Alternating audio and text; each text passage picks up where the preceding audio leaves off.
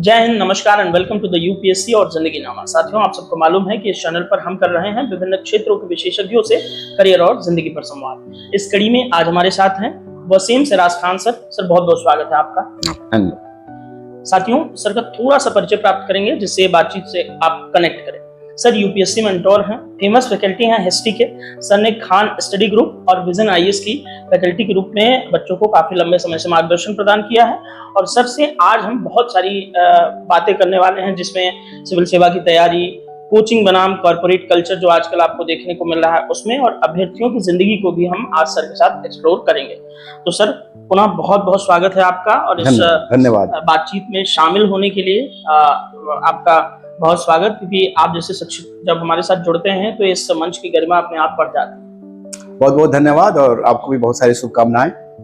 Thank you sir. Sir, हमारी बातचीत का मूल प्रश्न शुरू हो इससे पहले हम थोड़ा सा आपके बारे में जानना चाहेंगे। जैसे कहा जाता है सर कि हर शिक्षक पहले एक विद्यार्थी होता है, तो हम समझना चाहेंगे कि आपकी यूपीएससी जर्नी के दौरान कब ये समझ आया कि अब मुझे मार्गदर्शन की फील्ड में उतर जाना चाहिए। उसका एक छोटा सा ओवरव्यू हम चाहेंगे।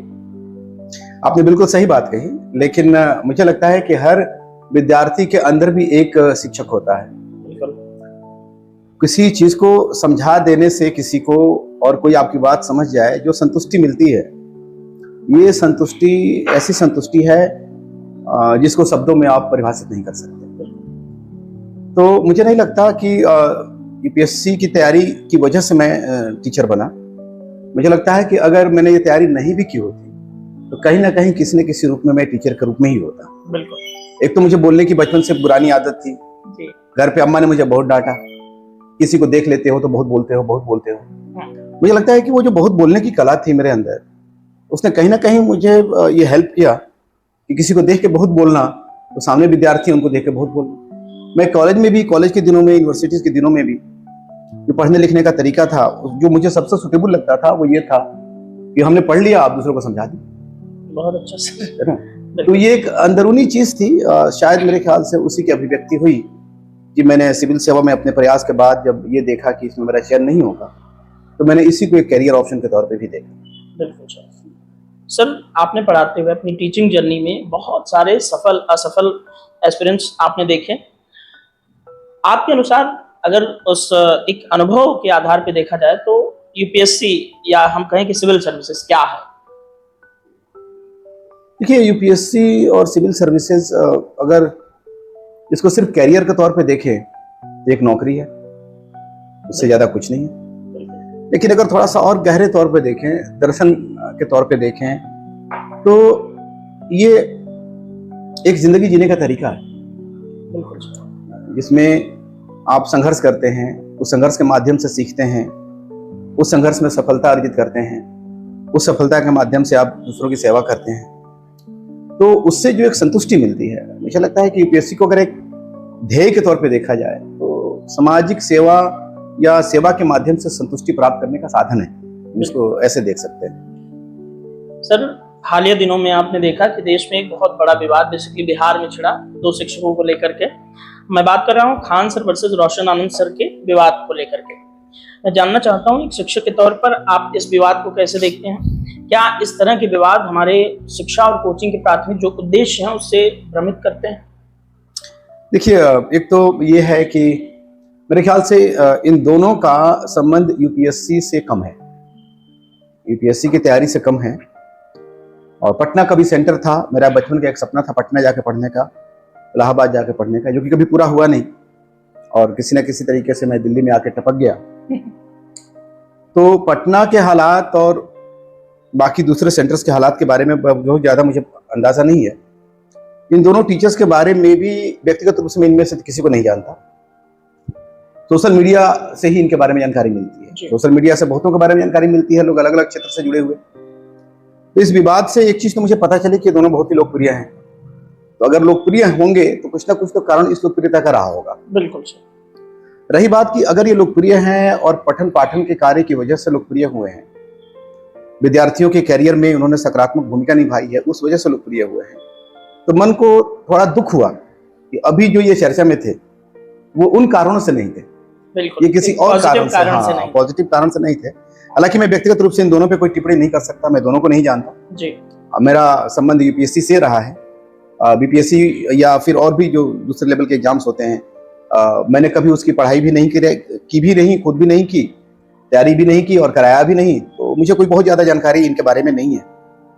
तो बट ये था कि जो कुछ भी सोशल मीडिया से सुनने जानने को मिला, that was not in good taste. उसको सुनकर लगा कि एक टीचर की छवि जो है वो धूमिल होती है। एक गरिमा होती है सबकी। टीचर की एक गरिमा है।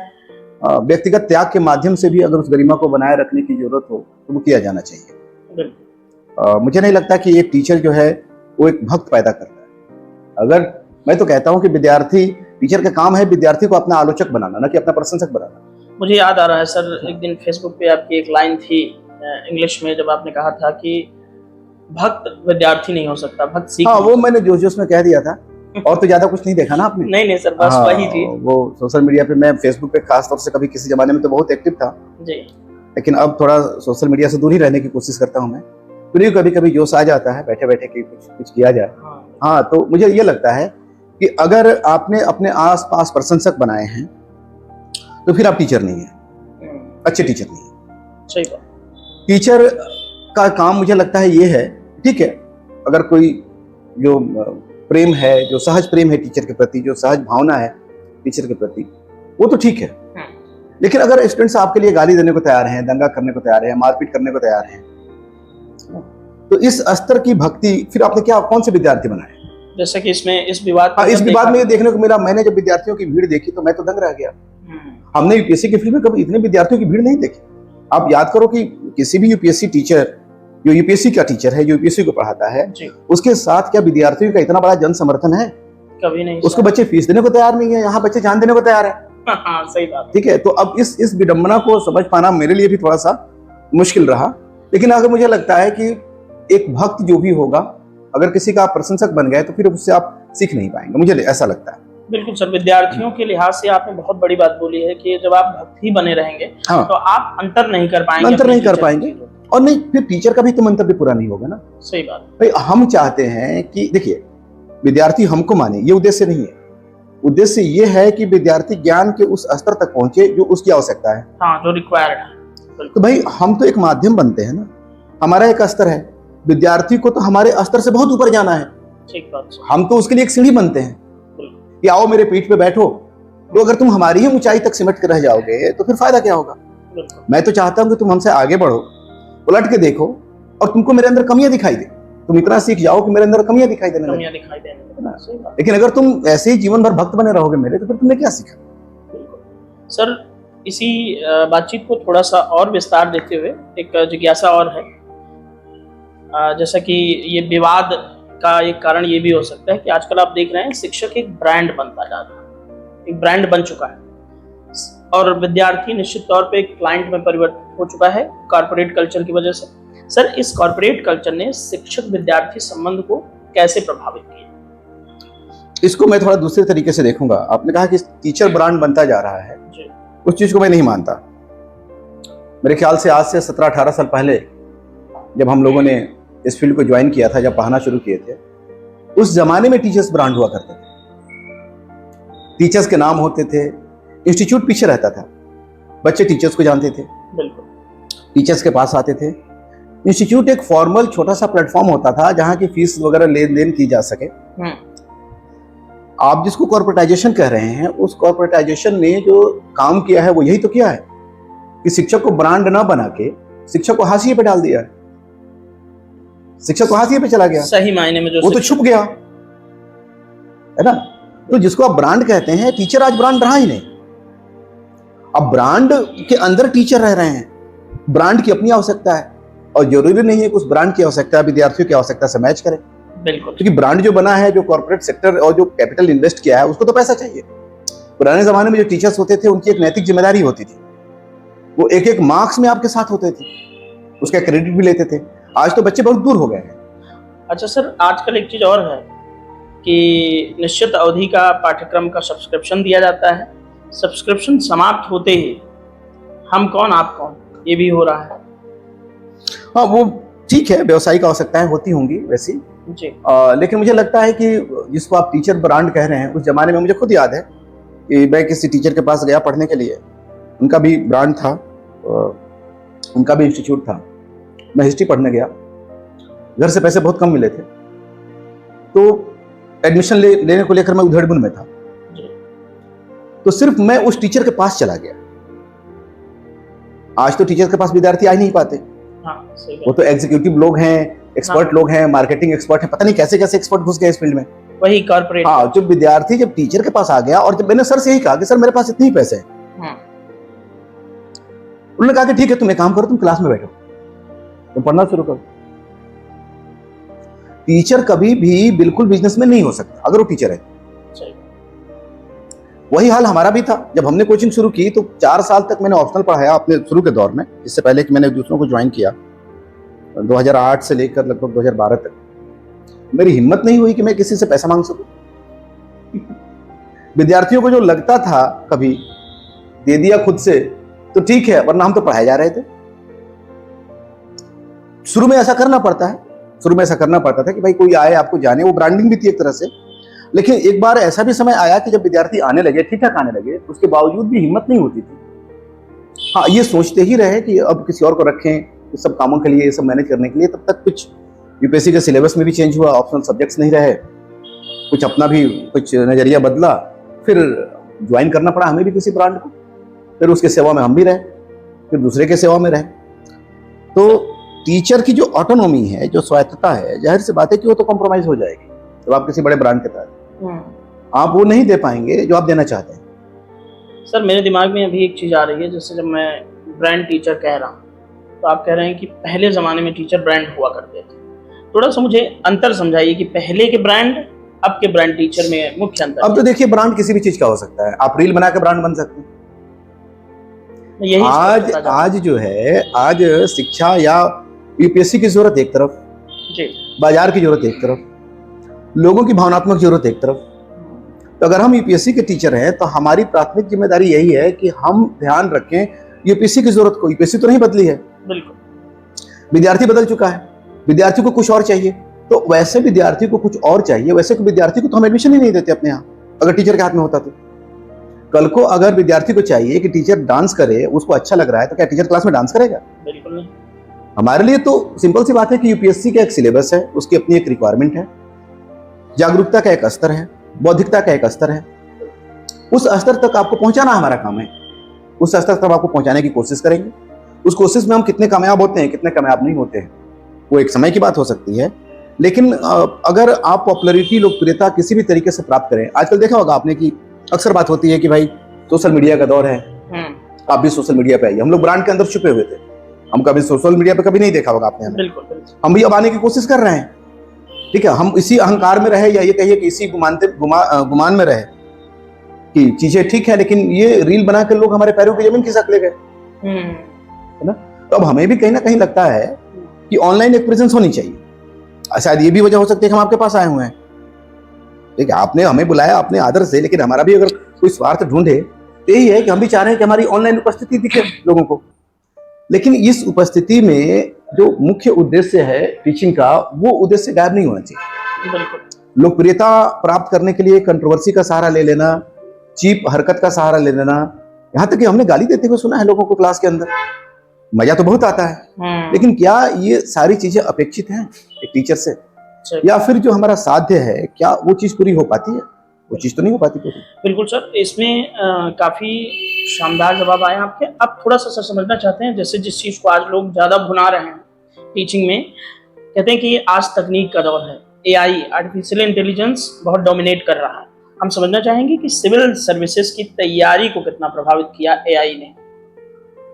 एआई का फुल फॉर्म क्या है? Artificial intelligence. तो फिर आर्टिफिशियल ही तैयारी होती है इससे। देखिए, आर्टिफिशियल मैं इसलिए कह रहा हूं कि यूपीएससी जो आपको टेस्ट करती है जी, वो इस बात के लिए टेस्ट करती है कि आपके अंदर उन कॉग्निटिव फैकल्टीज का डेवलपमेंट हुआ है कि नहीं, जो चाहिए एक साउंड डिसीजन मेकिंग के लिए। अगर आपने ये काम एआई को डेलीगेट कर दिया तो आपकी मेंटल ट्रेनिंग कहाँ हुई? राइट, आपकी सोचने की। अगर हम एआई के जरिए तैयारी करने को मान लें कि एआई के जरिए तैयारी हो सकती है, तो फिर प्रशासन एआई के जरिए क्यों नहीं हो सकता? ये भी बात है सर। तो अगर प्रशासन में अगर ह्यूमन माइंड का रोल है तो तैयारी में भी ह्यूमन माइंड का रोल है। बिल्कुल सर। इस रोल को माइनस करके आप देखें ना, एआई को अगर हम देखें, आप इससे कोई इंफॉर्मेशन ढूंढिए, सूचना नहीं दे सकता आपको। ये एक सिंपल सी बात मैं कहूं कि अगर आप इससे कहिए कि पिछले साल के क्वेश्चन पेपर्स दे दो, तो हो सकता है कि 1 या 2 साल के क्वेश्चन पेपर आपको दे, उसके बाद से ये खुद ही फैब्रिकेट करने लगता है और ये मिस्टेक भी बहुत करता है। खुद ही फैब्रिकेट करने लगता है, बिल्कुल बिल्कुल है ना। पैटर्न आइडेंटिफाई करके उसी पैटर्न को आगे बढ़ जाता है। बिल्कुल। मेरी सिस्टर है, वो रिसर्च कर रही है एजुकेशन पे, तो उसने मुझे बताया कि एआई तो रिसर्च पेपर दे रहा है सीधे सीधे, हाँ। और वैसे रिसर्च जो कभी हुए ही नहीं कहीं, हुए ही नहीं, बिल्कुल बाकायदे नाम के साथ दे देता है। बिल्कुल नायाब के साथ। हाँ, अब बताओ। तो एआई से आप नॉलेज नहीं ले सकते। हाँ, एआई से एक काम आप कर सकते हैं कि जो डेटा आपके पास है उसकी प्रोसेसिंग कर सकते हैं, लेकिन सवाल ये है कि जब डेटा की प्रोसेसिंग एआई करेगा तो फिर आप क्या करेंगे, आपका मेंटल ग्रोथ कैसे होगा? बिल्कुल, यहाँ मैं बिल्कुल। तो एआई मुझे ऐसा लगता है कि ये बस हवा है, इसकी अपनी जरूरत हो सकती है, जिंदगी के हर पहलू में इसकी जरूरत हो सकती है, लेकिन एक विद्यार्थी को इस तरह के साधनों का प्रयोग करना सीखना चाहिए। बिल्कुल, मैं भी ये कहता हूँ कि सर जब एआई चैट जीपीटी या जेमिनी से जब भी कोई विद्यार्थी कुछ कंटेंट या स्टडी मटेरियल सर्च करे, जब पूरा कंटेंट दे दे तो उसको जरूर एक बार क्रॉस वेरीफाई करना चाहिए। करे वो बहुत क्योंकि जरूरी है। वो गलत भी देता है, और एआई खुद कहता है कि एआई कैन मिस्टेक। हाँ, मिस्टेक कर सकता है। हाँ सर, यूपीएससी की तैयारी या सिविल सेवा या कोई भी तैयारी के दौरान एक चीज बहुत छूती सी होती है कि लोगों के अभ्यर्थियों के मन की बात नहीं करते, अभ्यर्थियों के रिश्ते, उनकी लाइफ, यानी कि पूरी लाइफ को लोग साइड करके सिर्फ यूपीएससी या सिर्फ पीसीएस इसी को देखते हैं। सिलेबस, किताबें, बिल्कुल, गाइडेंस। तो विद्यार्थी भी तो यही बात करता है। उसको जब कोई टीचर मिलता है, अगर हाँ। फुर्सत से खड़े हुए गैलरी में सीढ़ियों पे, वो भी उससे और कोई बात नहीं करता, वो आके पूछा कि सर क्या पढ़े। बिल्कुल, तो उसके बारे में भी अगर लोग सोच रहे हैं तो विद्यार्थी भी तो वही सोच रहा है ना। क्योंकि सर यूपीएससी की तैयारी केवल किताबों से नहीं होती, बल्कि भावनाओं से होकर ये प्रक्रिया गुजरती है। आप जानते हैं कि परिवार की अपेक्षाएं, सोशल मीडिया का प्रेशर, रिश्तों का दबाव, इन सब के बीच अगर एक विद्यार्थी को अपने भावना को संतुलित करना है तो उसके लिए एक टीचर के रूप में आपने अभी तक क्या देखा, उसके लिए क्या गुण सिखाना चाहते हैं बच्चों को? मैं तो कहूंगा कि निर्लज बनो। ये जो पुरानी पीढ़ी है ना तुम्हारे मम्मी पापा की, जिसमें कि अब तो मैं भी शामिल हो सकता हूँ, बिल्कुल, इस पीढ़ी ने अपने सपने पूरे जिस हद तक किए। मैं नहीं कहता कि कामयाब पीढ़ी नहीं थी, इसने बहुत किए, लेकिन अब अधूरे सपनों का बोझ अगर तुम्हारे ऊपर डाल रही है तो ये गलत है। समाज की भी कभी कभी अपेक्षाएं होती हैं, और कभी कभी हमें लगता है कि हम कोई टारगेट फिक्स कर रहे हैं तो हमारा अपना है, जबकि हकीकत ये होता है कि उसके लिए कहीं ना कहीं कॉन्फॉर्मिटी प्रेशर होती है। बिल्कुल। हम अगर होम गार्ड से, सिपाही से डरते हैं तो मन में फैसला लेते हैं कि आईपीएस बन के बदला लेंगे, ये भी होता है। बिल्कुल, कहीं ना कहीं डर है। बिल्कुल। तुम्हारे रिश्तेदार को दिक्कत होगी इनकम सर्टिफिकेट बनवाने में, तो उसको लग रहा है कि भाई घर परिवार में कोई आईएएस होना चाहिए, आईएएस होना चाहिए, सारे काम इजीली हो जाए, सारे काम इजीली हो जाए। तो लोगों के अपने अपने मोटिव है भाई। मैं तो यही कहूंगा कि तुम अपने आप को देखो, अपनी जिंदगी अपने हिसाब से जियो। दूसरों के सपनों को पूरा करने का बोझ तुम्हारे ऊपर नहीं है, और इसके लिए अगर तुम्हें कोई निकम्मा कहता है तो बर्दाश्त करो इस चीज को। फैमिली को भी आई थिंक प्रेशर नहीं, मुझे लगता है कि डिप्लोमेटिकली, फैमिली को तो सीधे कन्फ्रंट नहीं कर सकते, मुझे लगता है कि डिप्लोमेटिकली हैंडल करना चाहिए। हमारे पेरेंट्स के साथ क्या है ना दिक्कत, क्यों हम उनकी एक ही मेरिट है, क्यों हमारे वेल विशर है। बिल्कुल, लेकिन सवाल ये भी तो है ना कि वो ये नहीं जानते कि वो होगा कैसे। ये भी बात प्लस उनके पास मोरल अथॉरिटी है, तो वो लेकर हमारे सामने खड़े हो जाते हैं। वो सही बात है। हमारी इंडिपेंडेंस को, हमारी इंडिपेंडेंट डिसीजन को कॉम्प्रोमाइज कर लेते हैं। एक एग्जांपल देना चाहूंगा आपको जी। महात्मा बुद्ध का नाम तो सबने सुना है। एक बात बताइए, महात्मा बुद्ध जब पैदा हुए थे, ये कहानी भी सुनी होगी आपने। जी जी जी। तो उस समय भविष्यवाणियां होती थी, उस समय जो ज्योतिष होते थे, तो ज्योतिष ने कहा था बुद्ध से नहीं, उनके पिता से, हाँ, ऐसा कि बालक यशस्वी तो है, हाँ, ये एक या तो पराक्रमी शासक बनेगा या नहीं तो यह एक सन्यासी बन जाएगा। दोनों में ही यश था उस जमाने में। बिल्कुल बिल्कुल। तो सुधोधन नाम था उनके पिता का, तो उन्होंने सोचा कि चाहे जो कुछ भी हो, बच्चे को सन्यासी नहीं बनने देंगे ना, बच्चे को क्या बनाएंगे, हम शासक ही बनाएंगे। तो लगभग सब जानते हैं कि बुद्ध को सामान्य जीवन अनुभव नहीं दिया गया, उनको घर में रखा गया, लग्जरी दी गई, जीवन के दुख जो थे उससे उनको वंचित रखा गया। कई सारे ऐसे प्रसंग आते हैं, जबकि मैं तो कभी कभी मजाक से कहता हूँ कि भाई बाप हो तो सुधोधन जैसा, ठीक है, कि घर में वो नाच देख रहे थे नर्तकियों का, और नाच देखते देखते सो गए, और जब उठे तो नर्तकियां उनको बहुत ही बदसूरत लगी, जबकि शाम के समय उनको काफी आकर्षक लगी थी। इसका मतलब था कि वो डांस तो बुद्ध के पिताजी ने घर में ऑर्गेनाइज किया होगा। कितने पिता हैं जो ऐसा काम करेंगे अपने बच्चों के लिए आज के दौर में? तो खैर ये तो लाइटर वेन की बात है ना। लेकिन बुद्ध के पिता ने हर कोशिश की कि बुद्ध को हम सन्यासी नहीं बनने देंगे, सांसारिकता से जोड़ कर रखेंगे। लगभग 29-30 साल की आयु जब बुद्ध की हुई तो बुद्ध बाहर निकले और बुद्ध के जीवन के वो 4 दृश्य बड़े मशहूर हैं, सब लोग जानते हैं उनके बारे में। उन्होंने एक मृतक को देखा, एक वृद्ध व्यक्ति को देखा, एक बीमार को देखा और अंततः एक सन्यासी को देखा।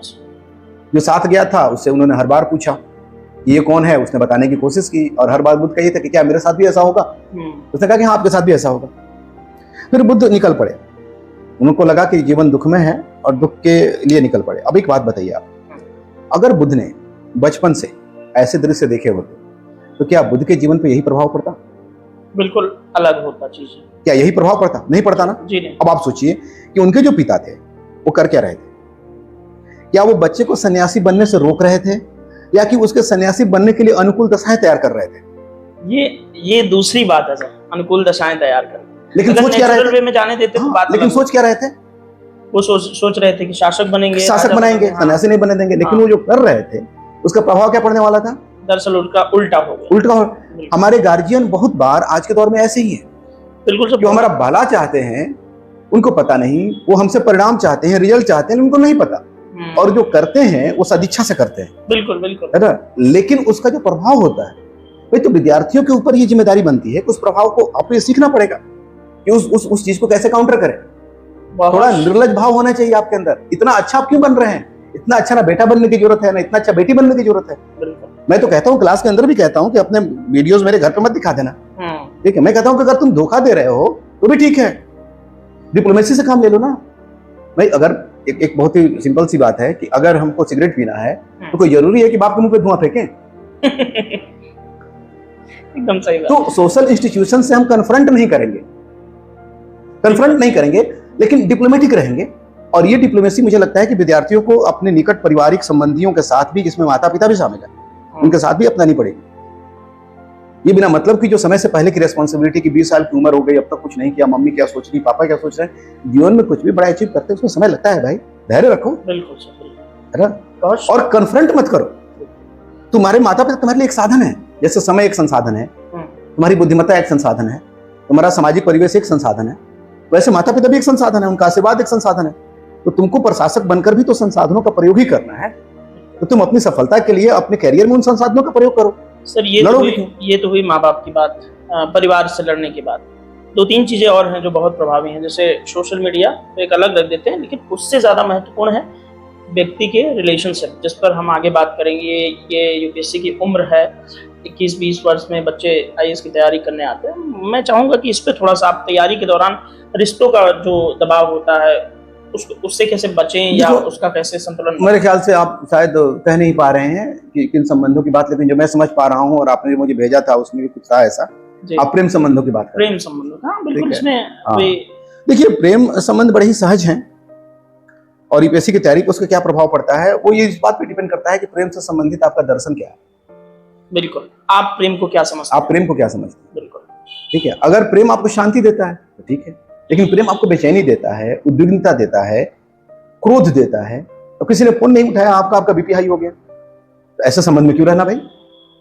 लेकिन अगर आप किसी की कल्पना में खोए हुए हैं कि वो कहीं भी है, सो रहा है, हंस रहा है, खा रहा है, ठीक है, अपनी जिंदगी जी रहा है, आप उसके ख्याल में खोए हुए हैं, तो ऐसे संबंधों से क्या नुकसान हो सकता है?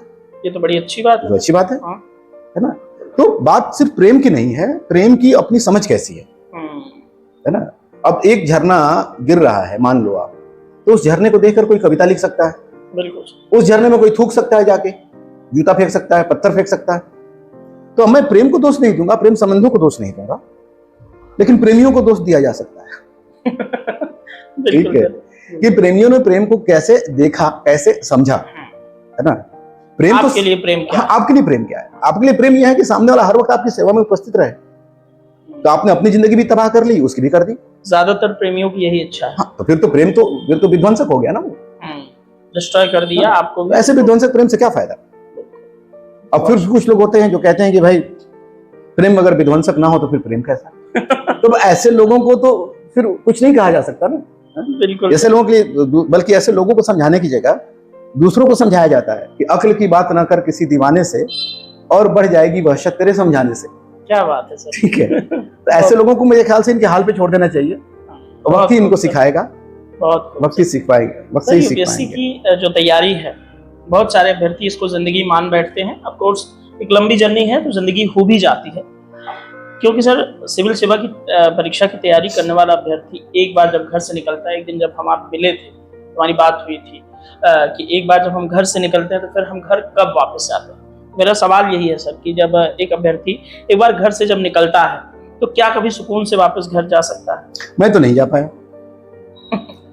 मैंने तो हर सोच लगभग ऐसी ही थी बिल्कुल कि भाई दिल्ली जा रहे हैं, पढ़ेंगे, पढ़ के वापस आ जाएंगे, आईएएस बनेंगे, आ जाएंगे। लेकिन वो वापसी का रास्ता कभी तय नहीं हुआ। अच्छा चलो ठीक है, हमारा तो सिलेक्शन नहीं हुआ तो हम वापस नहीं हुए, जिनका हो गया वो तो और वापस नहीं हुए, वो भी उसी प्रक्रिया से गुजरे, है ना। तो मेरे ख्याल से एक बार जब आप घर छोड़ देते हैं तो वापसी आपकी शायद पॉसिबल नहीं हो पाती है।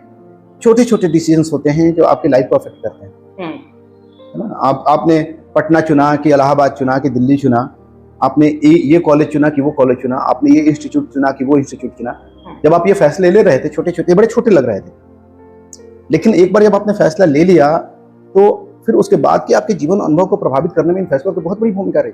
बिल्कुल बिल्कुल। जैसे मान लो आपके 2 कोचिंग्स थे या 2 कॉलेज थे, आप दोनों में एडमिशन ले सकते थे। उस समय एक छोटा डिसीजन था ये, लेकिन अगर आपने कॉलेज ए में एडमिशन लिया, बी को छोड़ दिया, या बी में लिया, ए को छोड़ दिया, तो आपको नहीं लगता कि इस ए और बी के सिलेक्शन ने आपके पूरे जीवन अनुभव को परिवर्तित कर दिया? बिल्कुल कर देगा। आपको कैसे टीचर्स मिले, कैसा परिवेश मिला, कैसे लोग मिले, आपके दोस्त कौन बने, दुश्मन कौन बने, जीवन अनुभव क्या हुआ, इन सारी चीजों को तो छोटे से डिसीजन ने तय कर दिया। बिल्कुल सर, है ना। तो मुझे नहीं लगता कि घर वापसी वैसे हो पाती है। हम छोटा डिसीजन लेते हैं कि चलो सिर्फ पढ़कर आ जाएंगे वापस, नहीं हो पाता ऐसा, जीवन आगे बढ़ जाता है। एक और सवाल आपने इससे पहले पूछा था, उसमें मेरी रुचि ज्यादा थी जी। अब वो सवाल दोहराएंगे? इसी से मिलता जुलता कुछ सवाल था, ये दूसरे सवाल का जवाब आगे है, आगे हम इस पर बात करेंगे। लेकिन थोड़ा सा हम सर, हाँ इसी से मिलता जुलता यही सवाल जस्ट आगे था, इसको हम आगे कंटिन्यू कर रहे हैं। जो अभ्यर्थी सर सिविल सेवा की तैयारी में असफल रह जाते हैं, क्या वो सवाल मुझे याद आ गया, समाज ने कोई सम्मानित एग्जिट बना रखा है, ऐसा कुछ है? देखिए समाज तो समाज ही है, ठीक है। समाज कोई सम्मानित एग्जिट आपके लिए क्यों बनाएगा? क्यों बनाएगा? समाज को तो फायदा इसी में है। समाज जब आप गए थे कुछ करने के लिए तो समाज तो देख रहा था। तभी तो मैं कहता हूँ विद्यार्थियों से कि भाई ऐसा है कि तुम कोई नट थोड़े हो जो रस्सी पे नाच के तमाशा दिखा रहे हो समाज को। सही बात है। तुम्हारी सफलता को समाज क्यों सेलिब्रेट करे? सही बात है, ठीक है। तुम्हारी सफलता तुम्हारी अपनी है। और रही बात कि तुम्हारा एक बार नो हो, उसके बाद तुम देखना समाज का रवैया तुम्हारे लिए क्या होता है। बहुत बदल जाता है, बहुत बदल जाता है। कोई भी मीटिंग, मैं अपने व्यक्तिगत अनुभव से बताता हूँ कि कोई भी मीटिंग कब कौन सी मीटिंग होती है जो मरने के बाद होती है? 57 वाली नहीं, क्या होती है? Condolence meeting. हाँ, उसमें बदल जाएगी, कोई नहीं जानता, ठीक है। अब आपको ऐसी ऐसी सिचुएशन चलनी पड़ सकती है, जैसे मान लो कि कुछ लोग बैठे हैं, गांव में आप गए हुए हो, वही समाज है ना। गांव में गए हुए 2-4 लोगों के साथ बैठे, उसमें अचानक किसी को याद आएगा कि अरे हम सुने थे कि आपका आईएएस में हो गया था, हम तो बहुत दुआ किए थे, आपका आईएएस में हो गया था, क्या हुआ? और फिर अब आप उन चचा को समझाइए, गांव समाज है, आप उग्र नहीं हो सकते, कुछ बोल नहीं सकते, वरना बोलेंगे तो बोलेंगे कि इसलिए तुम्हारा नहीं हुआ, तुम यही पढ़े लिखे हो, बदतमीज इंसान। तो आपको कुछ नहीं करना है, समाज मौका ही नहीं देता है, आपको चुपचाप सुनना है, ठीक है। अब समाज आपसे पूछ रहा है, सोशल ऑडिट हो रहा है आपके कामों का, ठीक है। ये असफल विद्यार्थियों के साथ अक्सर होता है। अब उसमें वो सोशल ऑडिट हो रहा है, उससे पूछा कि आपका क्यों नहीं, फिर आप उसको समझाना पड़ता है कि चाचा ऐसा है कि पहले पीटी होता है, फिर मेंस होता है, फिर इंटरव्यू होता है, हम यहाँ तक गए थे। अच्छा, फिर उसके बाद से वो लोग क्या कहेंगे? अब देखिए समाज छोड़ता नहीं आप कि अच्छा बहुत खुशी हुई थी, लेकिन चलो कोई बात नहीं, जो होता है सो होता है, एक काम करो, कंप्यूटर क्यों नहीं सीख लेते? हाँ, छोटी नौकरियों के प्रति, ठीक है। अच्छा चलो, तुम मेरे कहने से समाज की सिंपैथी ये सबसे ज्यादा चोट करती है। कहाँ आप अपने आप को क्या समझ रहे थे और कहाँ समाज आपको क्या समझने लगा? आप दया के पात्र हो गए, बिल्कुल, ठीक है। अब समाज आपसे क्या कह रहा है कि चलो ठीक है, मान लो कि बड़ा नहीं हुआ, तुम कोई छोटा कर लो, एकदम सही बात। तुम दरोगा क्यों नहीं बन जाते? ये सब काम अब आपको कहाँ मायूस सोच रहे थे, कहाँ हमारे इस बीच में दरोगा और इसके बीच में बहुत कुछ है जो हम करना चाहते हैं, या बहुत कुछ है जो पैरेलली हम कर सकते हैं, लेकिन वो भी सोसाइटी आपको नहीं करने देगी। जैसे हम अगर पढ़ाने जाएं तो मैं आपको बताऊं कि मेरे बहुत कुछ सगे संबंधी मेरे पिताजी को भड़काते थे कि उसको बोलिए कि स्टेट सर्विसेज की तैयारी करे, अगर बड़का नहीं हुआ, मतलब भोजपुरी हमारा क्षेत्र है, तो छोटका ही हो जाए, है ना। एक वीडियो भी 40 लाख रुपया महीना कमाता है। अब पता नहीं वो कैसे कमाता है। मैंने अब्बा से कहा, जब उन्होंने इस बात के लिए दबाव दिया, तो मैंने कहा उनसे कि देखिए आप पहले तो बात ये धारणा भूल जाइए कि वीडियो 40 लाख रुपया कमाता है, हाँ, वीडियो 40 लाख रुपया चुराता है, चुराता है, आईएएस उससे ज्यादा चुराता है। एग्जैक्टली, हमको चोरी नहीं चाहिए, सिंपल सी बात है, तो हम तो वो नहीं जाएंगे। तो समाज आपसे ऑप्शन छीन लेता है। सही बात, ठीक है, आप कुछ और करना चाहेंगे, समाज आपको नहीं करने देगा। प्लस वो क्या कहेगा आपसे, जैसे हम पढ़ाना चाह रहे थे, बहुत दबाव था कि मत पढ़ाओ, कुछ और कर लो, है ना। तो समाज आपसे क्या कहेगा कि भाई तुम ऐसे ऐसे लोग हैं जो आपसे ऐसा कहेंगे कि भाई ऐसा है, तुम मेरे कहने से एक बार दरोगा का भर के देखो। हाँ सर, बिल्कुल, ठीक है, मेरे कहने से देखो, वो सारी ममता और सामाजिक संबंध को लाके मतलब सामने रख देंगे, तुम्हारा हो जाएगा, मैं कह रहा हूं तुम्हारा हो जाएगा। सर यहाँ पे थोड़ा सा मैं अपना भी अनुभव बताना चाहूंगा। जैसे ये प्रोग्राम होता है जी, ये प्रोग्राम पढ़ाई के साथ बड़े प्यार से मैनेज हो सकता है, क्योंकि वीकली एक होता है, इसमें बहुत कुछ लगता नहीं और लोगों को देखने में लगता है कि अरे इतना बड़ा प्रोग्राम, ये वो तामझाम करना पड़ता है। मैंने जब शुरू किया तो मैंने अपने समाज में भी देखा, मैंने अपने फैमिली में तो थोड़ा समझदार ज़्यादा हैं लोग, तो उतना उन्होंने वो नहीं किया, अपोज नहीं किया, पर मैंने समाज को देखा, समाज ने ऐसे देखा, अरे अच्छा रिपोर्टर बन गए, हाँ रिपोर्टर बन गए। अच्छा, बहुत सारे लोगों को मजा आया कि अब तो आईएएस नहीं बनेंगे, वो तो मजा आता ही है, मजा आया। बट इसमें यही है सर कि हम लोग अपनी सिचुएशन समझ सकते हैं, समाज नहीं समझता। जैसा कि आपने कहा कि समाज, अभी तो मैंने कहा निर्लज भाव से, तो मैं आपके अनुसार कहा जाए तो निर्लज प्राणी है, निर्लज भाव से, नहीं तो फिर समाज आपको कोई शुरुआत करने ही नहीं देगा ना। बिल्कुल बिल्कुल सर, ठीक है, तो कहीं ना कहीं तो अपने कामों की जिम्मेदारी खुद लेनी है। भाई लोग पूछेंगे कि क्या करते हो, बोलो कुछ नहीं करते, क्या करोगे, कुछ नहीं करेंगे। ठीक है, तो थोड़ा मेंटली मेरे ख्याल से स्टूडेंट्स को टफ होना चाहिए, वरना फूफा क्या चाहते हैं, फूफी क्या चाहती हैं, फूफा क्या सोचेंगी, फूफू क्या सोचेंगे। मतलब मैं आपको बताऊं कि कोई विद्यार्थी सहज भाव से तैयारी नहीं कर रहा। क्यों नहीं कर रहा? देखो, समाज ने उसके परिवार के ऊपर, ठीक है, निगाह रखी है कि देखते हैं तुम्हारा बेटा तुम्हारा बेटी क्या करता है। ठीक है, माता पिता समाज के ही हिस्सा हैं, उन्होंने बच्चों के ऊपर पिस्टल लगा रखी है कि जल्दी करके दिखाओ, अंकल देख रहे हैं, सही बात, अंकल को दिखाना है। सही बात। और सुनो, विद्यार्थी भी कम नहीं है ना, उन्होंने अपने दिमाग के ऊपर पिस्टल लगा कर रखा है कि जल्दी याद करो, जल्दी होना, जल्दी करो। ठीक है, धैर्य की कमी हो जाती है, नहीं तो मम्मी पापा देख रहे हैं, उनको क्या जवाब देंगे, वो समाज को क्या जवाब देंगे। तो इस सब पूरे प्रोसेस में इतनी एंजाइटी डेवलप हो जाती है कि आप इस प्रक्रिया को एंजॉय नहीं कर पाते। वरना एक ऐसी प्रक्रिया सिविल सर्विस की प्रिपरेशन की है जिसमें आप हर दिन कुछ नया सीख रहे हो, हर दिन आप इसको एंजॉय कर सकते हो। बिल्कुल, बहुत शानदार। लेकिन आप हर दिन आप फ्रस्ट्रेट होते हो, तो कहीं ना कहीं तो दृष्टिकोण का मसला है कि नहीं मसला है? बिल्कुल, लाइफ आपको कम मौका देगी। आपकी जो भी कमी रही थी, प्लस 2 में रह गई थी, ग्रेजुएशन में रह गई थी, पढ़ाई, आपने जिंदगी में आपको एक मौका दिया है 2-3 साल, जो भी साल है, कि आप उन सारी कमियों को पूरा करो, आप अपने व्यक्तित्व का विकास करो, आप ज्ञान अर्जित करो। ठीक है, और आप उन सब गड्ढों को भर दो और आप कुछ नया हर दिन सीख रहे हो। तो इस सब चीजों के लिए आपके अंदर खुशी की बात आनी चाहिए, बल्कि ये नहीं होता पेरेंटल प्रेशर में, सोसाइटल प्रेशर में और खुद अपने अनरियलिस्टिक एक्सपेक्टेशन में हर दिन बैठ के आप फ्रस्ट्रेट होते हैं। फिर आप जो टारगेट है अचीव नहीं कर पाते, तो फिर तुम एंजॉय नहीं कर पाओगे किसी प्रोसेस में, तो रह ही नहीं पाओगे ना, फिर सिलेक्शन भी नहीं होगा। हाँ, नहीं होगा, फिर तो मेंटल टफनेस चाहिए होगी। सर, आजकल एक चर्चा होती है कि बच्चे को कब से यूपीएससी की तैयारी करवाया जाए, तो हम आपसे जानना चाहते हैं आपके अनुभव से। तो इसमें मैं कुछ बोल दूंगा तो कुछ कंट्रोवर्शियल निकल जाएगा मेरे मुंह से। नहीं, मैं चाहता हूं कि आप इस पे इसलिए बोलें क्योंकि बड़ा सर प्यारा सवाल है। यूपीएससी की तैयारी शुरू करने का सबसे उपयुक्त समय स्कूल, कॉलेज या ग्रेजुएशन के बाद? चलो एक बात बताओ जी, देखो, कोचिंग वालों की तो बात छोड़ दो, ब्रांड की बात छोड़ दो, उनका तो बस चले तो बच्चा पैदा बाद में हो, एडमिशन उसका पहले हो जाए, आईएएस बन जाए। हाँ, वो आईएएस पहले बन जाए। घर वालों की भी कुछ ऐसी एक्सपेक्टेशन होती है, उनको लगता है कि कहीं कुछ छूट रहा है, कहीं कुछ छूट न जाए। एक बात बताओ, +2 अगर तुम कर रहे हो या मैट्रिक कर रहे हो, तो तुम क्या आईएएस की तैयारी नहीं कर रहे हो? क्यों नहीं? आईएएस के लिए क्या चाहिए होता है? ग्रेजुएट चाहिए होता है। ग्रेजुएट कहाँ बनते हैं? कोचिंग इंस्टीट्यूट में बनते हैं या कॉलेजेस में बनते हैं? कॉलेजेस में। या कोई भी कितना भी बड़ा ब्रांड हो, ठीक है, मैं इस बात को कहना चाहूंगा कि क्या वो कॉलेज का परिवेश दे सकता है? कभी नहीं।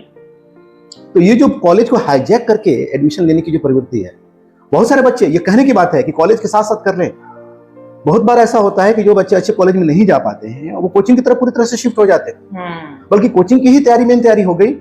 तो मुझे ऐसा लगता है कि देखो, यूपीएससी को ग्रेजुएट चाहिए, बिल्कुल, है ना, सिंपल ग्रेजुएट चाहिए।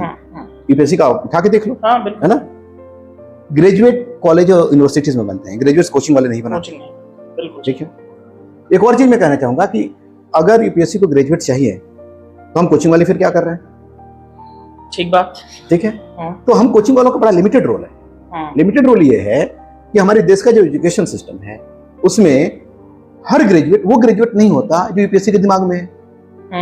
बिल्कुल सही बात। तो there is a gap between the ideal graduate and the actual graduate our system is producing. Exactly. तो वो जो कमी रह गई है उस कमी को भरना हमारा काम है।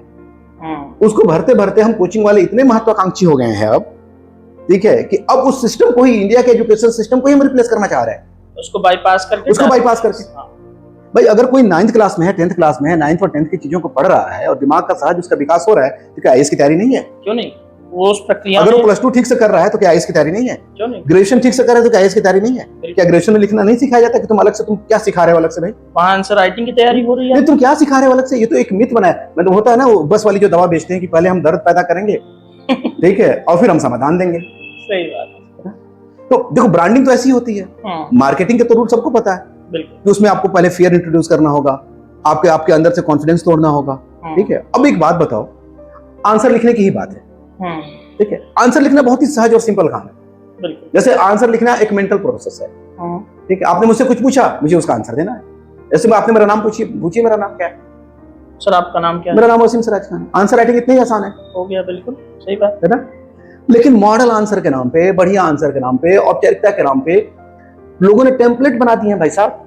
हर यूपीएससी का अभ्यर्थी एक ही तरह से आंसर लिखना चाहता है। सही बात है। एक ही मॉडल पे आंसर लिखना चाहता है। किसी टॉपर को कॉपी करना कहाँ क्रिएटिविटी रह गई भाई?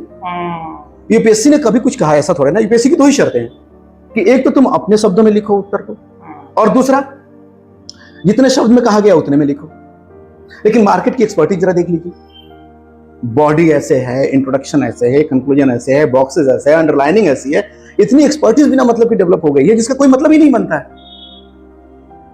कोई इंपेरिकल वेरिफिकेशन नहीं हुआ है, कोई रिसर्च नहीं हुआ है कि बॉक्स बनाने से तुमको लकीर खींचने की यूपीएससी नंबर क्यों देगी भाई? आंसर का सबसे पहला मेरिट होना चाहिए कि आंसर हो। सबसे पहला गुण तो ये है। बिल्कुल। लेकिन उसको बेसिक आंसर को छोड़ के उसके, मतलब मैं ये नहीं कहता कि ऑर्नामेंटल चीजें इंपॉर्टेंट नहीं है, हो सकती हैं, एग्जामिनर का अटेंशन ड्रॉ कर लें, लेकिन बेसिक आंसर को छोड़ के बाकी, हम लोग क्लास में है, बच्चे लिखना नहीं आता, सब्जेक्ट की कोई समझ नहीं है, लेकिन उसको ये लगता है कि सिर्फ आंसर राइटिंग की प्रॉब्लम रह गई है उसके जीवन में, और उसको कोई मेंटर आएगा बता देगा उसके आंसर राइटिंग की प्रॉब्लम सॉल्व हो जाएगी। कैसे हो जाएगा भाई? ठीक है। तुम गाड़ी में इंजन नहीं है, तुम खाली डब्बे में बैठे हो और कुछ स्टीयरिंग कैसे काटे मतलब कैसे हो जाएगा ये? बिल्कुल सर। लेकिन उस तरह से भी खाली डब्बे में बिठा के भी स्टीयरिंग काटने की मार्केटिंग तो कुछ भी बेच सकता है आजकल। तो अग्रेसिव मार्केटिंग है, कुछ भी बेच देंगे हम, फियर क्रिएट करेंगे, सब्स्टिट्यूट बताएंगे और बेच देंगे, बिक जाएगा। ब्रांड हमारे पास है, ब्रांड वैलिडिटी है। बिल्कुल। आंसर राइटिंग में आजकल कॉर्पोरेट में एक रूल सिखाया जाता है, IBC, इंट्रोडक्शन, बॉडी, कंक्लूजन। अब मुझे नहीं लगता, पता नहीं, मैं अगर बोल दूंगा इनको गधा तो ये थोड़ा सा ऑफेंसिव लगेगा इनको, है ना। आंसर की जो शुरुआती लाइन होती है वो इंट्रोडक्टरी हो सकती है। आंसर की जो क्लोजिंग लाइन हो सकती है, अब जैसे अभी कोई आए और हमसे कहे इस पॉडकास्ट को या इस मीटिंग को कंक्लूड कीजिए, तो हम लोग क्या करेंगे कि जो बात हमें कहनी है, अपनी आखिरी बात, वो कह सुन लेंगे, हो गया कंक्लूड। तो जो तुमको आंसर लिखना है, अंतिम बात जो लिख दो, हो गया कंक्लूजन। क्या दिक्कत है इसमें तुमको? सही बात है ना। अब इस तरह से बिल्कुल आंसर को पोस्टमार्टम कर देना कि ये इंट्रोडक्शन अलग है, कंक्लूजन अलग है, बॉडी अलग है। और इंट्रोडक्शन, क्लोजन, बॉडी की बात कहूं तो मैं आपको एक चीज बताऊं कि इतनी जहालत भरी पड़ी है, और मुझे पता नहीं कि मैं जिम और जाल का फर्क कर पा रहा हूं कि नहीं, है ना, कि टॉपिक के बारे में लिखो। टॉपिक के बारे में हम क्यों लिखेंगे भाई इंट्रोडक्शन में? तुम बताओ जरा। अगर मान लो कि हमसे सवाल पूछा गया है कि सिंधु घाटी सभ्यता का धार्मिक युग पर चर्चा करें, सवाल पूछ दिया गया, तो अब हम अगर इंट्रोडक्शन में सिंधु घाटी सभ्यता के बारे में लिखें कि सिंधु घाटी सभ्यता एक बहुत बड़ी सभ्यता थी, इसका विस्तार यहाँ से यहाँ तक था, इसका समय काल यहाँ से यहाँ तक था, तो क्या हम एग्जामिनर को एजुकेट नहीं कर रहे? बिल्कुल। एग्जामिनर को एजुकेट करने में नहीं गए, एग्जामिनर सिर्फ उत्तर लिखने गए हैं। उत्तर लिखने जितना पूछा। तो अगर तुम इंट्रोडक्शन लिख भी रहे हो तो तुमको टॉपिक को नहीं लिखना है, तुमको इंट्रोडक्शन फिर तुमको दूसरे तरह से लिखना है ना। सही बात है। वो धार्मिक जीवन से ही संबंधित होगा, टॉपिक का नहीं होगा। शुरुआत ही आपको वहीं से करनी है। आपको यही लिखना होगा कि भाई सिंधु घाटी निवासियों के धार्मिक जीवन के बारे में हमारी जानकारी अधूरी है, क्योंकि लिखित साक्ष्य नहीं मिलते। उनके जो दार्शनिक पक्ष है उसकी जानकारी हमें नहीं मिल पाती है। पुरातात्विक शोधों के आधार पर कुछ सामान्यकरण किया गया है जो कि निम्नलिखित है। ये है। तो ये एक बात समझ में फिर भी आ रही है। बिल्कुल बिल्कुल ना। कंक्लूजन में हमने लिख दिया कि जो चीजें हम देखते हैं ये चीजें आज के भारतीय संस्कृति में देखी जा सकती हैं, इससे कि सिंधु घाटी सभ्यता के लोगों का हमारी संस्कृति के निर्माण में योगदान या भारतीय संस्कृति की निरंतरता का पता चले। बिल्कुल बिल्कुल। ये सहज भाव है, उत्तर ऐसे ही लिखा जाता है। ऐसे ही बिल्कुल। लेकिन जब आप इंट्रोडक्शन को ऑर्गेनिक नहीं रहने देंगे, एक अलग कर देंगे, बल्कि मैंने तो देखा है कि आजकल हेडिंग देके लोग लिख रहे हैं। हाँ। इंट्रोडक्शन अलग हो गया, मेन बॉडी अलग हो गया, हाँ, कंक्लूजन अलग हो गया। वही आईबीसी वाला। अगर पूछे कि causes of the revolt of 1857, हाँ। तो पहले के 10 लाइन में बिना मतलब के 1857, अब फिर उसके बाद से लिखते हैं कि कॉजेज, बॉक्स बना के कॉजेज ऑफ द 1857। अब एक बात बताओ, तुमसे एग्जामिनर ने क्या पूछा था? Causes of the 1857। तुम कहां से लिख रहे हो इसको? इस लाइन से लिख रहे हो? इससे पहले तुम क्या कर रहे थे? 4-5 लाइन लिखे तो क्या कर रहे थे? वो तो कॉज के बारे में नहीं था ना, बिल्कुल, कुछ भी लिख के दे दिए। तो इंट्रोडक्शन लिखने का दबाव इतना ज्यादा है कि बच्चे इंट्रोडक्शन लिखते समय डेविएट हो जाते हैं। तुम आंसर लिखो ना। आपको लगता नहीं है कि अगर हम सबसे ज्यादा हमारा प्रभाव कम तब पड़ता है जब हम किसी को प्रभावित करने की कोशिश करते हैं? एग्जैक्टली, ठीक है, बिल्कुल। तुम एग्जामिनर को प्रभावित करने के चक्कर में क्यों पढ़ रहे हो भाई? तुमको क्यों लगता है कि तुम्हारा आंसर सबसे बेस्ट होगा? तुम आंसर तो लिखो ना। बिल्कुल सही बात है। सहज रहो, सहज होना ही तो कठिन हो गया ना। बिल्कुल, तुम आंसर लिखो, एग्जामिनर प्रभावित हो जाएगा। अच्छा, अब एग्जामिनर को प्रभावित करने के लिए तुम अगर उसमें डिजाइन काट रहे हो, ये कर रहे हो, ये कर रहे हो, ये कर रहे हो, तो पता नहीं क्या होता है। लेकिन इसी सब की पूरी एक्सपर्टीज डेवलप हो गई है, टीम्स बनाई गई हैं, पता नहीं क्या क्या क्या चल रहा है। उसको कॉम्प्लिकेटेड बना दिया, कॉम्प्लिकेटेड, बिल्कुल। अलग से वही हाल पीटी मेंस की तैयारी क्या है। सर, अगर कोई अभ्यर्थी लगातार असफल हो रहा है तो उसे तैयारी जारी रखनी चाहिए या करियर की दिशा बदलने पर विचार कर लेना चाहिए? लगातार देखो, लगातार मतलब कभी कभी बड़ा विरोधाभासी हो जाता है। 4-5 अटेम्प्ट हो ना। अब उसी व्यक्ति का मान लो कि जिसका 4-5 अटेम्प्ट हो गया है, उसी व्यक्ति का 5वें अटेम्प्ट पे सिलेक्शन हो जाए, ये भी सही है। तो फिर आपकी प्रतिक्रिया क्या होगी? इसी पॉडकास्ट में आप उसे बुलाओगे और फिर बोलोगे कि धैर्य इसे कहते हैं, हाँ बिल्कुल, सहनशीलता इसे कहते हैं, है ना, आशावादिता इसे कहते हैं। किसी का छठे अटेम्प्ट में हो जाए और पीटी ही नहीं निकला, तो हाँ, सफलता मिलते ही तुम्हारी बात करने का तरीका बदल जाएगा। सही बात, एकदम है ना। और नहीं हो रहा है तो आपको लग रहा है कि टाइम काट रहा है, बिल्कुल। लेकिन फिर भी मुझे ऐसा लगता है कि एक अपनी ना, हर इंसान की एक अपनी अंतरात्मा होती है। हाँ। वो अंतरात्मा बोलने लगती है। जैसे मुझे लगता था कि दूसरे या तीसरे अटेम्प्ट तक मेरी अंतरात्मा बोलने लगी थी कि बेटा तुम्हारा होगा नहीं। ठीक है, वो इसलिए नहीं होगा कि मुझे लगने लगा था कि जरूरत क्या है, इस एग्जाम की जरूरत क्या है, और जो समय मेरे पास उपलब्ध था या जो मेरी क्षमता थी, मुझे लग रहा था कि उस जरूरत में पूरा कर नहीं पाऊंगा। तब सामाजिक दबाव में औपचारिकताएं निभानी थी कि 2 अटेम्प्ट हो गए हैं, 2 अटेम्प्ट और दे लो, है ना। तो मुझे लगता है कि इस स्थिति से तो बाहर निकल ही जाना चाहिए। बिल्कुल, जब अगर अंतरात्मा खुद बोल रही है, अब मतलब आपको अगर ऐसा लगता है कि आप कर लोगे तो रहो। हाँ, लेकिन अगर आप सिर्फ इसलिए हैं उस तैयारी में बने हुए हैं कि समाज क्या सोचेगा, घर वाले क्या सोचेंगे, तो फिर मुझे लगता है कि फिर वही निर्लज भाव।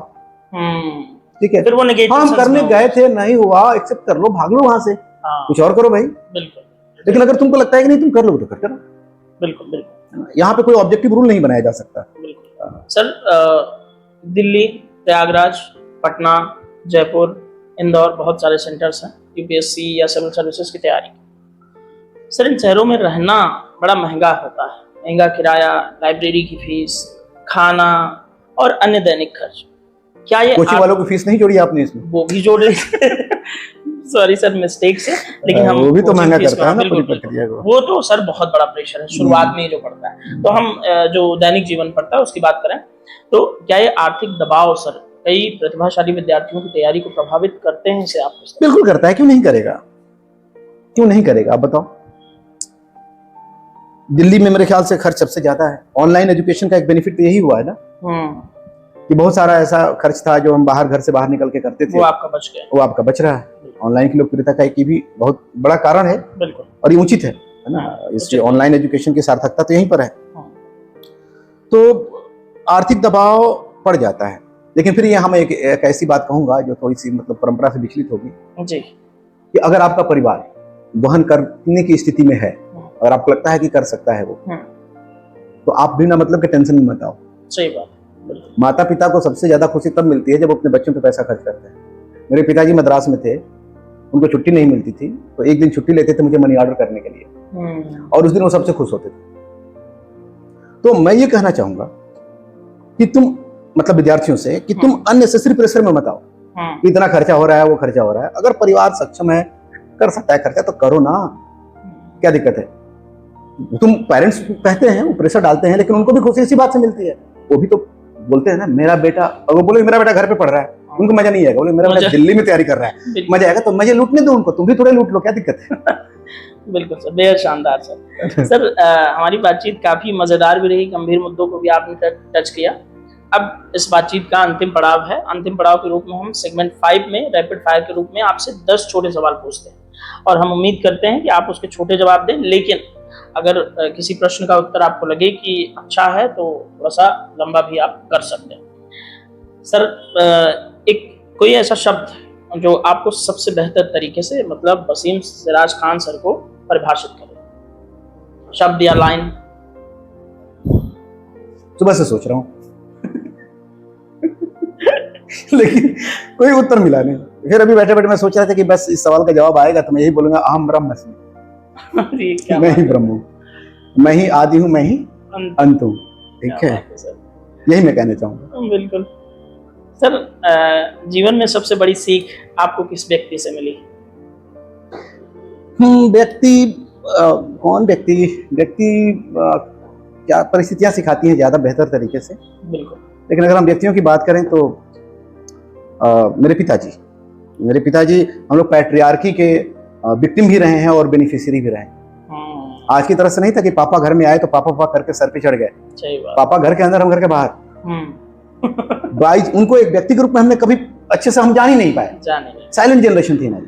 लेकिन फिर भी उनकी कुछ बातें जो बाई चांस सुन ली, किसी दूसरे से बात कर रहे थे उनसे सुन ली। जैसे एक मुझे चीज याद आती है, उन्होंने कहा, वो बता रहे थे किसी और से, है ना, कि अगर आपने सर पे कोई टास्क ले रखा है, कोई घड़ा ले रखा है और कोई आदमी आपको बार बार डिस्टर्ब कर रहा है और आप गुस्से में आ गए, तहस में आ गए और आपने घड़ा फेंक कर उसको सबक सिखाना चाहा, तो उसका तो काम हो गया। वो तो यही चाह रहा था कि घड़ा रुक गया।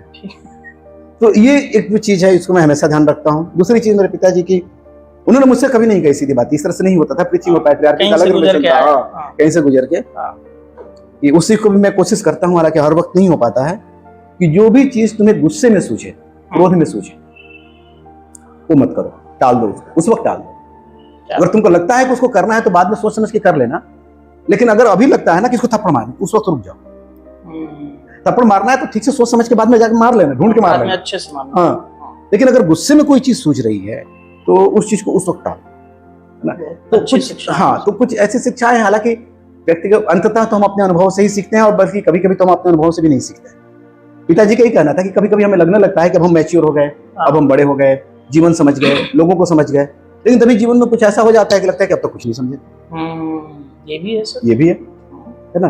फिर लगने लगता है कि नहीं अब जान गए, ठीक है, लेकिन जिंदगी प्रतीक्षा में है आपको दूसरा धक्का मारने के लिए। सही है। फिर लगता है, मतलब मृत्यु सैया तक जाते जाते मुझे नहीं लगता है कि हम कभी सीख पाते हैं या कभी अपने, पता नहीं क्या होता है। ये जीवन का अलग ही दर्शन है, इसको रहने दो, है ना। ये विद्यार्थियों के लिए नहीं है, इनके लिए तो बस इतना है कि देखो तुम्हारे आसपास कितने मेहनती लोग हैं, ठीक है, उन्हीं के हिसाब से तुम मेहनत करो, उनसे ज्यादा मेहनत करो, ये ज्यादा अच्छा है, तुम सीखो। सर, यदि आज आप टीचर ना होते, शिक्षक ना होते, मेंटोर ना होते, फिर क्या होते और कौन से शौक हैं आप? मैं टीचर ही होता मैं और कुछ नहीं होता। अगर मैं बैंक भी ज्वाइन कर लेता ना तो आसपास के लोगों को कुछ पढ़ा रहा होता। ये और बात है कि तब मैं गालियां सुन रहा होता, आज मुझे पैसे मिलते हैं। क्या बात है सर, बहुत शानदार। सर, सफलता और सुकून में से अगर किसी एक चीज को चुनना हो तो क्या होगा? क्योंकि सर क्या होता है, कई लोग बहुत बाहर से दिखने में सफल हैं लेकिन सुकून। देखो, सफलता और सुकून जो है ये विरोधाभासी थोड़े हैं, ये तो एक दूसरे के पूरक हैं। तो ऐसी चीज जो आपको सुकून नहीं देती वो सफलता नहीं कही जा सकती। बिल्कुल, है ना। और ऐसी सफलता जिसमें सुकून नहीं वो सफलता नहीं, और ऐसा सुकून जिसमें सफलता नहीं वो सुकून भी नहीं। बहुत इन दोनों को अलग अलग बांट कर देखना मेरे ख्याल से कोई बहुत ये कहा जा सकता है कि सर जहाँ सुकून है वही सफलता है? नहीं, ये भी नहीं कहा जा सकता। ये भी नहीं कहा जा सकता। ये भी नहीं कहा जा सकता जहाँ सुकून है। हमें कोई आलसी आदमी है, दिन भर रजाई ओढ़ के सो गया तो उसके जीवन में तो सुकून ही सुकून है। बिल्कुल बिल्कुल। जिसने जिम्मेदारियां न उठाई उसके पास भी तो सुकून ही सुकून है ना। तो मुझे लगता है ना कि सफलता एक प्रक्रिया है, सफलता कोई घटना नहीं। बहुत शानदार है ना। सफलता कोई, हम हर दिन सफल होते हैं, हम हर दिन फेल होते हैं। उसकी किताब का नाम है हिस्टोरिका, ऐसे कुछ है। तो ग्रीक नाम बड़े टेढ़े मेढ़े होते हैं, अभी नाम याद नहीं हुए हैं मुझे। तो उसमें एक राजा है जिसके पास एक ट्रेवलर पहुंचता है ना। वो ट्रेवलर जब आता है तो वो राजा अपनी सारी चीजें दिखाता है। हम लोग भी तो दिखाते रहते हैं ना, मेहमानों को इसलिए घर बुलाते हैं कि घर दिखा सके, वरना ऐसा प्रेम थोड़े होता है उनसे हमें। बिल्कुल। कोई नया घर ले लिया तो आइए, घर आइए कभी घूमने, हमें पता है हमको क्या करना है, कैसे बनवाया। तो वो जो व्यक्ति है राजा जो है वो उससे पूछता है सब कुछ दिखाने के बाद, एक बात बताओ कि दुनिया में सबसे सुखी आदमी कौन है, सबसे खुश आदमी कौन है। राजा को ये पूरी उम्मीद थी कि इतना ही सुख सुविधा देखने के बाद ये व्यक्ति मेरा ही नाम लेगा, लेकिन उस व्यक्ति ने उसका नाम नहीं लिया, किसी और का नाम ले लिया, तो उसको बड़ी मायूसी होती है। फिर पूछता है अच्छा चलो ठीक है, मान लेते हैं कि वो सबसे सुखी है, सबसे खुश है, दूसरे नंबर पे बताओ कौन है। फिर उम्मीद है कि मुझे ही फिर उसको लग रहा है कि चलो पहले नंबर पे मैं नहीं आ सका तो मैं दूसरे नंबर पे आ जाऊंगा। बिल्कुल। तो फिर वो किसी और का नाम बता देता। अब राजा तो राजा ही है भाई, इसको गुस्सा आता है, बोलता है कि बहुत बहुत हो गया, अब मेरा तो लेना ठीक है। हाँ, तो वो कहता है कि एक बात बताओ, तुम मुझे क्यों नहीं कह रहे हो, तुमको मुझ में क्या कमी दिख रही है, या जिनको कह रहे हो क्यों कह रहे हो। तो ट्रैवलर ने बहुत अच्छी बात कही, वो ये है कि देखो सफलता या खुश होने का मतलब ये है कि तुम तो अपनी जिंदगी अभी जी रहे हो ना, तुम मरे कहाँ हो,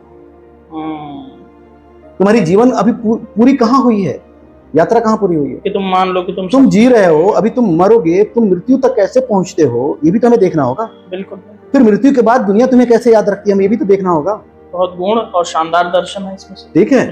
तो कामयाबी को कैसे तुम क्षण प्रति क्षण कैसे परिभाषित कर सकते हो, क्षण प्रति क्षण भी कर सकते हो, नहीं भी। अच्छा चलो अब इसी से मुझे याद आया, एक बात बताओ, हिटलर को आप क्या मानते हैं, हिटलर कामयाब था? हाँ कामयाब था, हम कह सकते हैं। ठीक है, हिटलर कामयाब था, मुसोलिनी भी कामयाब था, बिल्कुल, नेपोलियन भी कामयाब था, दुनिया याद रखती है, जाहिर है। हाँ। चलो ठीक है, क्या आप जेल में मरना चाहोगे? बिल्कुल नहीं, नेपोलियन जेल में मरा था। ठीक है, सही बात। रॉबर्ट क्लाइव बनना चाहोगे? कितना पैसा कमाया, आत्महत्या करके मरा था। ठीक है, क्या आप चाहोगे कि आप आत्महत्या करो कभी? बिल्कुल नहीं, हिटलर आत्महत्या करके मरा था। आप चाहोगे कि भीड़ दौड़ा के मार दे आपको? बिल्कुल नहीं, मुसोलिनी को भीड़ ने दौड़ा के मार दिया था। तो किसको कामयाबी कहोगे आप, किसको सफलता कहोगे? आईएएस जीवन नहीं हो सकता ना भाई, जीवन इतना छोटा कब से हो गया कि इसका मकसद एक नौकरी पाना हो गया? भाई तुम यहां आए हो तो अपनी क्षमता का इस्तेमाल करो, फोकस होना ये चाहिए कि सेल्फ रियलाइजेशन, सेल्फ एक्चुअलाइजेशन। ठीक है, हमसे अगर कहा जाए कि झाड़ू मारो तो हम कोशिश करेंगे कि हम झाड़ू भी इतने अच्छे से मारें कि लोग देखें कि कहें कि भाई ये किसने झाड़ू मारा, इसको बुलाओ, ये नहीं कि सब खटिया के नीचे घुसा दिया। सही बात है ना। तो अगर हम तैयारी कर रहे हैं तो हमारी तैयारी हमारा सिग्नेचर है, हम उसको सिंसियरिटी के साथ करेंगे ना। हम जो भी काम करते हैं उसमें हम उसको सिंसियरिटी के साथ करते हैं, तो हम जब उस उद्देश्य से करेंगे, अपने व्यक्तित्व के निर्माण के उद्देश्य से करेंगे, अपनी क्षमताओं के प्रयोग के उद्देश्य से करेंगे, तो आप पाएंगे कि आईएएस का गोल तो बहुत छोटा सा गोल हो जाएगा आपके लिए। तो आप जीवन की तैयारी करो, ठीक है। आईएएस उसका एक हिस्सा हो सकता है, लेकिन अपने आप में आईएएस या कोई भी नौकरी, जीवन इतना छोटा नहीं है कि उसके बिना आपकी जिंदगी खराब हो गई या बर्बाद हो गई, ऐसा कुछ भी नहीं। सर अब 2-3 सवाल और हैं कि ये जवाब बहुत अच्छा और शानदार था, इसमें काफी रहस्यमय जवाब थे और बड़ा सुकून मिला मुझे भी सुन के। सर अब ये है सवाल, एक ये है कि ऐसी कोई आदत जिसे आप हर युवा को चाहते हैं कि वो अपना ले सफलता के लिए?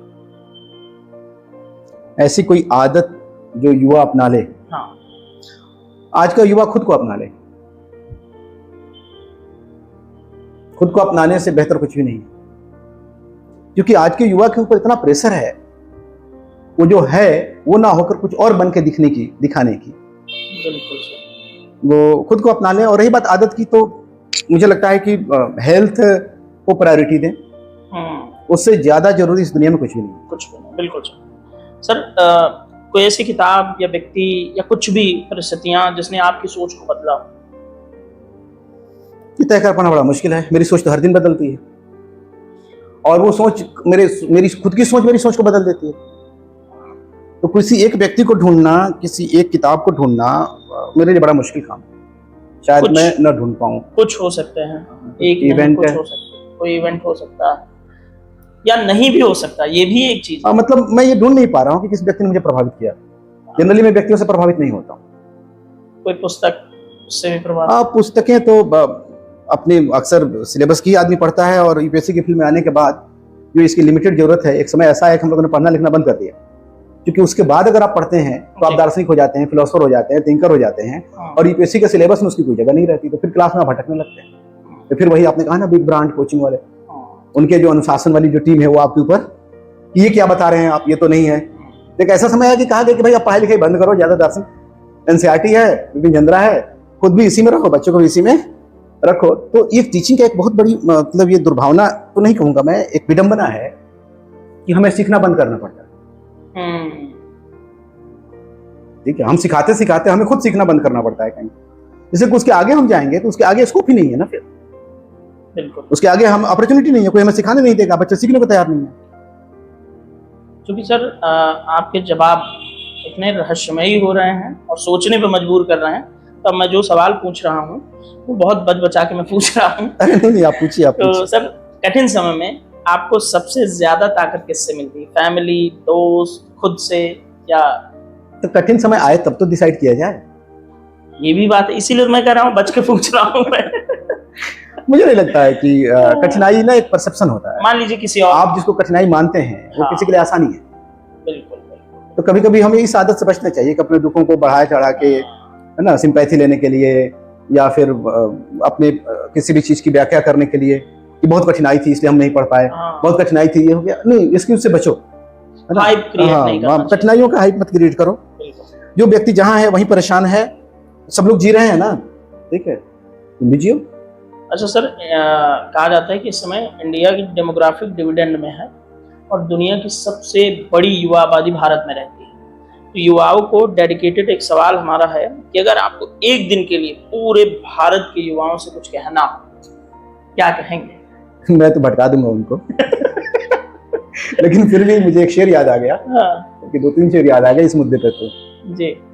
कि धूप में निकलो, घटाओं में नहा कर देखो, जिंदगी क्या, हाँ, धूप में निकलो, घटाओं में नहा कर देखो, जिंदगी क्या है, किताबों को हटा कर देखो। इसका मतलब ये नहीं कि किताब छोड़ के भाग जाना, नहीं नहीं नहीं, ठीक है। बिल्कुल यहाँ जो कवि का भाव है वो ये है कि जो जीवन के अनुभव हैं वो हमें ज्यादा सिखाते हैं, बिल्कुल है ना। बिल्कुल, बेहद शानदार सर। किताबों का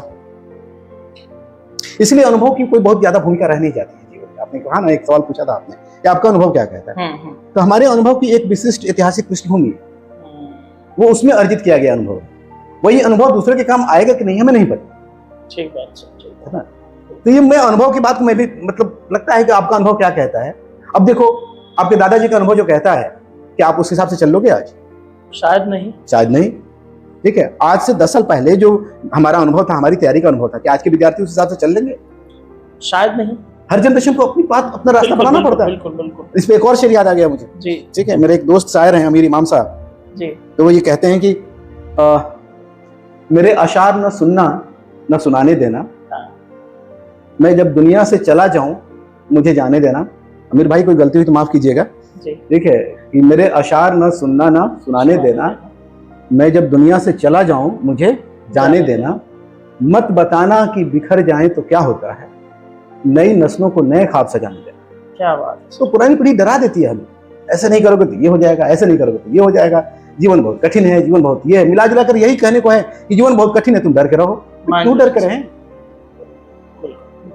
अच्छा सर, आपके विद्यार्थी आपको किस बात के लिए याद रखें? क्या आप ये चाहेंगे? अभी शेर कहा ना मैंने कि मेरे अशार न सुनना न सुनाने देना, मैं जब दुनिया से चला जाऊं मुझे जाने देना। मैं नहीं चाहता कि मेरे विद्यार्थी मुझे याद रखें, क्लास तक उनसे संबंध होता है मेरा, उसके बाद उनकी जिंदगी, उनकी हमारी अपनी जिंदगी है। हम ना उन्हें ढूंढते हैं, उनमें से अगर कोई हमें ढूंढता वो आ गया तो ठीक है, ऑलवेज वेलकम। अच्छा सर, इसी को थोड़ा सा मैं और थोड़ा अलग तरीके से पूछता हूं। हाँ, क्या आप चाहते हैं कि दुनिया आपको किस तरह से याद रखे?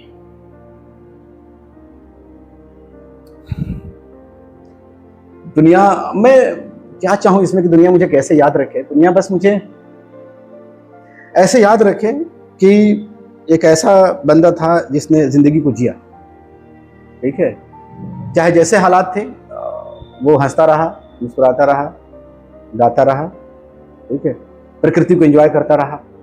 नहीं सर, ये दिख रहा है पूरे पॉडकास्ट में। पोएट्री करता रहा, ना करता रहा तो पढ़ता रहा, समझता रहा, है ना।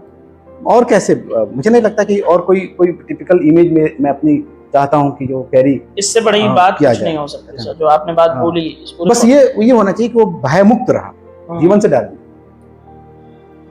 क्योंकि डर अलग अलग तरीके का हो सकता है सबके जीवन में। किसी को नौकरी का डर हो सकता है, हम डर सहमे लोग हैं ना, तभी तो आईएएस की इतनी अहमियत है।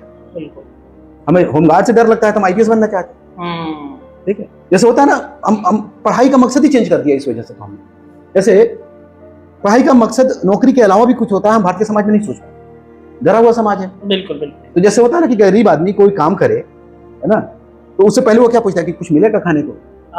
वही हाल हो गया पढ़ाई लिखाई का।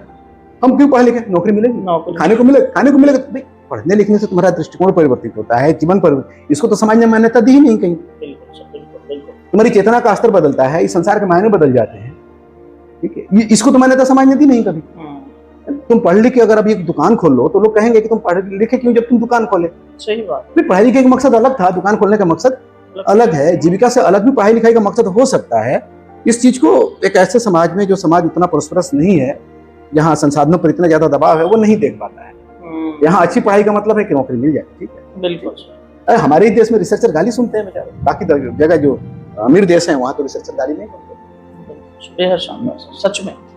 सर अब ये इस बातचीत का आखिरी सवाल है और इसमें थोड़ा सा आपको नॉस्टैल्जिया फील होगा। मान लीजिए कि अगर आप 20 वर्ष वाले वसीम सिराज खान जी से मिलते हैं, क्या सलाह देंगे आप उन्हें? यही बोलूंगा, एंजॉय करो। ये जो तुम जितना घबरा रहे हो ना, जितना सोच रहे हो ना, जो तुमने एक काल्पनिक ट्राजेक्टरी बना रखी है लाइफ की कि ऐसे होगा वैसे होगा, ऐसा कुछ होने जा नहीं रहा। मजे करो, मजे करो बस। क्या बात है सर। हर चीज के मजे करने का मतलब थोड़ा आता है, एजुकेशन भी तो मजे का हिस्सा है। बिल्कुल सभी मजे करेंगे। हम ऐसे थोड़े मर जाएंगे। हम हर किताब पढ़ के मरेंगे जो दुनिया में लिखी गई है, हम और वो चीज जान के मरेंगे जो इस दुनिया में पहले से हो चुका है। इसका मकसद कोई नौकरी पाना थोड़े ना है। हम इस दुनिया में आए, हम ट्रैवलर हैं, ठीक है, और इस ट्रैवलर है तो हम जहां से घूम रहे हैं वहां की चीजों को बिना देखे थोड़े ना चले जाएंगे। यहाँ जो साहित्य है उस साहित्य से परिचित होकर मरेंगे, यहाँ का जो साइंस है उससे परिचित होकर मरेंगे, यहाँ जो भी दुनिया है, यहाँ की जो विधि व्यवस्था है, जो समस्या है, उन सबसे परिचित होकर मरेंगे। ऐसे थोड़े चले जाएंगे यहाँ से। सर इस बातचीत में मुझे लगा, अभी तक मैंने ये 25वां एपिसोड है, इतना शानदार दर्शन में जीने वाला पर्सन मैंने देखा ही नहीं। हर एक सवाल में आपके इतनी गहराई मिली कि ऑफ कोर्स जो लोग देखेंगे, हर एक जवाब में इतनी गहराई थी। सॉरी, सवाल मैंने गलत तरीके से बोल दिया। आपके हर एक जवाब में इतनी गहराई थी और मुझे सिर्फ कहने के लिए नहीं, मैं ये कहना चाहूँगा सच में मेरे अनुभव से इस इतनी देर की बातचीत में, कि निश्चित तौर पे आपने ज़िंदगी को बहुत खुल के अभी तक जिया है और आगे भी ऑफ कोर्स जीने वाले हैं। और इस बातचीत में आपने इतना कुछ दिया है इस देश को, इस समाज को, कि मैं भी, क्योंकि मैं आप लोगों से सीखता हूँ और समाज ये आपका हमेशा ऋणी रहने वाला है। अरे क्या बात कर रहे हैं, समाज की तो ऋणी हमें। हाँ, नहीं सर, बिल्कुल। इस बातचीत के लिए बेहद धन्यवाद सर। आप जैसे अतिथि का स्वागत करके मैं भी बहुत कुछ सीख पाया, मंच भी काफी गौरवान्वित महसूस कर रहा है। बहुत बहुत धन्यवाद सर। धन्यवाद।